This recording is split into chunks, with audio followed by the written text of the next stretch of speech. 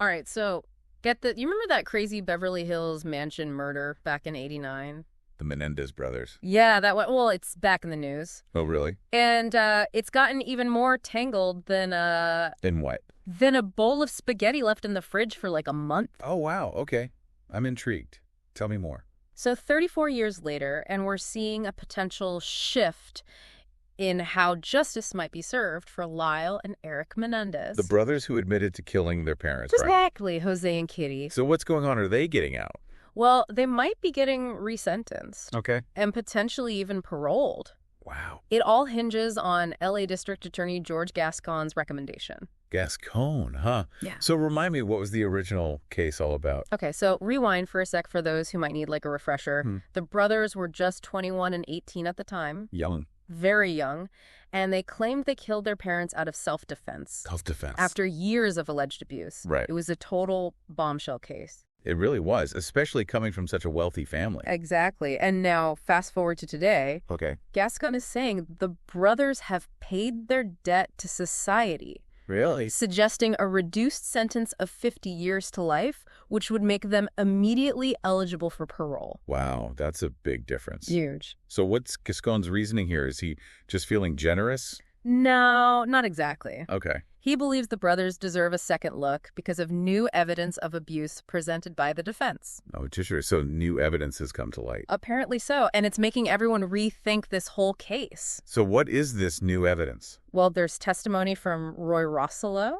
Wait, Rossello, the guy from Menudo? You got it. He's come forward alleging that Jose Menendez, The father. yes, sexually abused him when he was a teenager. Oh, wow. That adds a whole new layer to this. It really does. It makes it harder to just dismiss the brothers' original defense. Right, and that's not all. There's more. There's also a letter allegedly written by Erik Menendez to his cousin Andy Canal.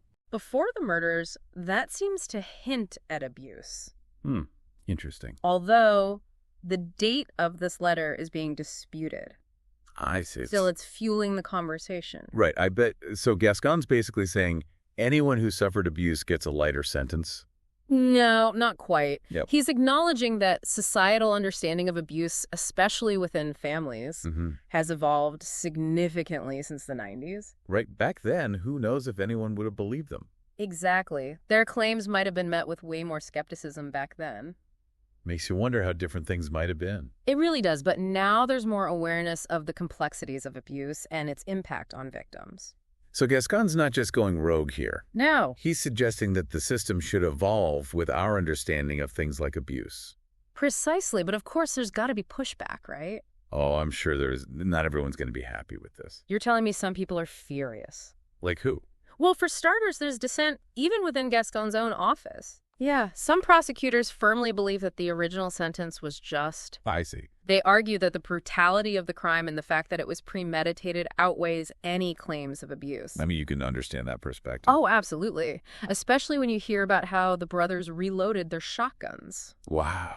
It implies a level of intent that goes beyond self-defense in some people's minds. Yeah, that's a tough one to reconcile. And I imagine the victim's family has some strong opinions about this, too. Oh, definitely. This whole thing has got to be incredibly painful for them. So where do they stand? Well, Kitty Menendez's brother, Milton Anderson, is completely opposed to their release. Understandably so. He, along with others, believes that greed was the real motive. Greed. They were after their parents' fortune, not acting out of fear. Wow, so we have the DA saying they deserve another chance and others saying justice was already served. It's a real tug of war. It sounds like there's no easy answer here. Nope. And it gets even more complex when you factor in the political climate. Oh, how so? Well, Gascon's up for re-election. Right. And his opponent, former federal prosecutor Nathan Hochman, is calling this decision a desperate political move. So is Gascon just playing politics with this case? Well, it's hard to say for sure. Hochman claims he's putting votes ahead of justice, questioning the timing of this whole thing. Right. With the election coming up, it does make you wonder. Exactly. It adds another layer of scrutiny. So we've got family drama, accusations of abuse, brutal killings, and now political maneuvering.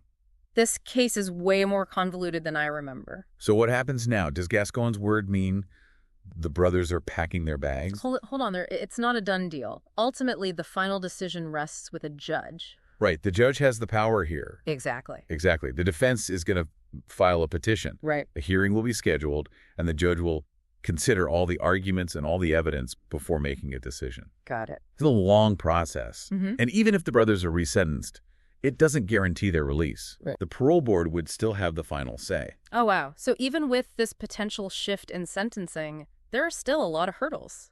Definitely. It's no wonder this case is back in the spotlight. Yeah, between the documentaries and the news coverage, it's like everyone's reevaluating what we thought we knew. Totally. It's like looking at it through a different lens. Yeah, it makes you think back to their trial, one of the first to be heavily televised. Right. Back then, the idea of wealthy parents abusing their sons wasn't really talked about. It wasn't something people wanted to believe. Exactly. But now with all these conversations about abuse and its lasting effects, it makes you wonder if the outcome of the trial might have been different today. That's a good point. Would a jury today be more inclined to believe the brothers' claims? Who knows? But it definitely highlights how societal values and perceptions can influence our understanding of justice. So true. So with all this new evidence and our evolving views on abuse, what does justice truly mean in this case? That's the big question, isn't it? Is it about strict retribution?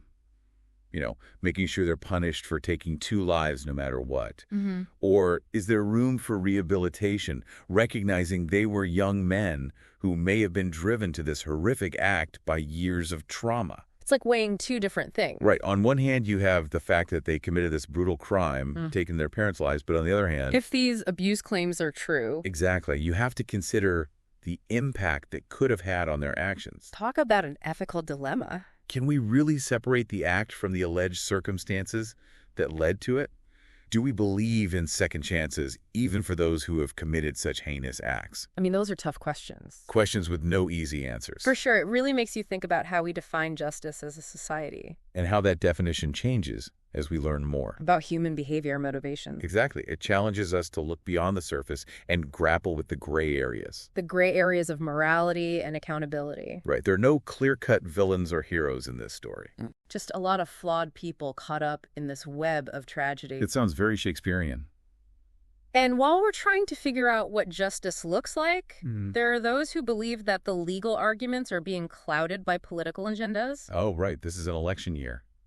It is, and some people see Gascon's recommendation as a calculated move to appeal to certain voters. Exactly, and those who favor criminal justice reform. They think the timing so close to the election makes it hard to ignore the political motivations. It does make you wonder, so is it even possible to separate the legal arguments from all the political noise? That's where critical thinking comes in.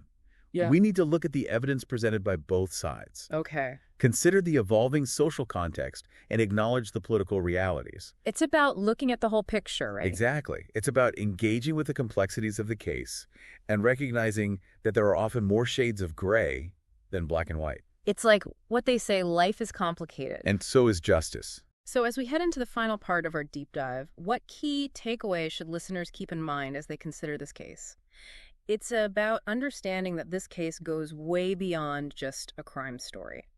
Yeah, it's much bigger than that. It really makes us think about justice. And how it can evolve. Especially with how our views on abuse and trauma have changed so much. It's like this case forces us to confront our own beliefs. Right, like how do we balance the severity of what they did? With the potential reasons behind it. Yeah, where's that line between punishment and saying, okay, maybe there's a chance for rehabilitation? It really makes you question the whole system, doesn't it?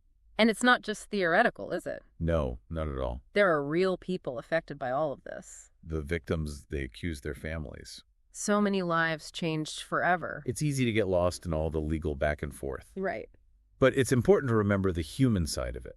Absolutely. So where do we go from here? What's next? Well, first we wait and see what the judge decides about this resentencing petition. Right. Will the new evidence make a difference? That's the question. Will the judge think about rehabilitation?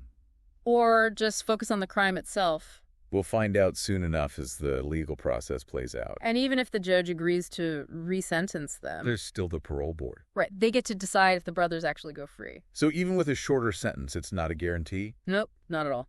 But, you know, one thing's for sure. What's that? This case is going to keep people talking for a long time. I think you're right.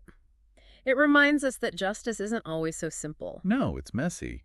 It changes. We learn new things. We reevaluate our beliefs. It's all part of the process. So as we wrap up this deep dive, I want to ask you, our listener, a question. What do you think is a just outcome in this case? After everything you've heard, do you think they should stay in prison? Or is it time for them to get a second chance? It's a tough one. There's no right or wrong answer. But what matters is that you thought about it. You engaged with this complex story. And this is just the beginning. Right. This deep dive is just a starting point. There are so many resources out there, articles, documentaries, court records. Go down the rabbit hole. Do your own research, form your own opinions. Because justice is more than just what happens in a courtroom. It's about all of us talking and trying to understand. And maybe this deep dive has sparked your interest in other cases, too. Oh, I'm sure it has. There are so many fascinating stories out there. So keep those minds curious. Keep asking those questions. And join us next time For another deep dive into a new case. Until then, keep exploring.